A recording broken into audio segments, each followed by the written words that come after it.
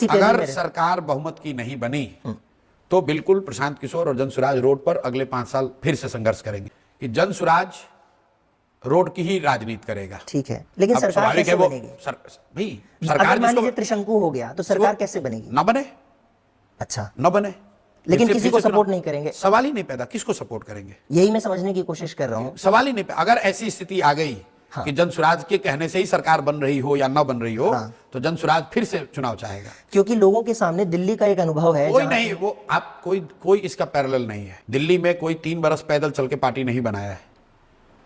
जो बिहार में हम लोग कर रहे हैं इसका कोई पैरेलल नहीं है।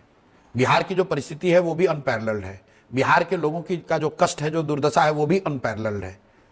तो ये अनपैरेलल्ड सिचुएशन है। अगर आप कहते हैं ऐसी स्थिति आ गई कि जनसुराज किसी को समर्थन करे तो सरकार बने या ना बने, तो हम लोग कहेंगे भैया हम लोग कुछ नहीं कर रहे, तुमको बनाना है बनाओ, नहीं बनाना है राष्ट्रपति शासन लगाओ, नहीं करना है फिर से चुनाव कराओ।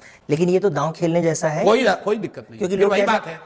आप दाव खेलने से क्यों लोग डरते हैं? क्योंकि उनको लगता है कि उनको मंत्री बनना, हमें मंत्री बनना नहीं है। नहीं, लेकिन ये हो सकता है ना कि जनता ये कहे कि अरे यार ये तो किसी का समर्थन ही नहीं ठीक करते, है, अगली बार वोट नहीं तो देंगे। फिर हम मान लीजिए हम लोग ने वो गलती की, जनता ने फिर चुनाव हुआ, हमको जीरो कर दिया, फिर हम फर्श पे आ गए, फर्श पे रहने को तैयार है।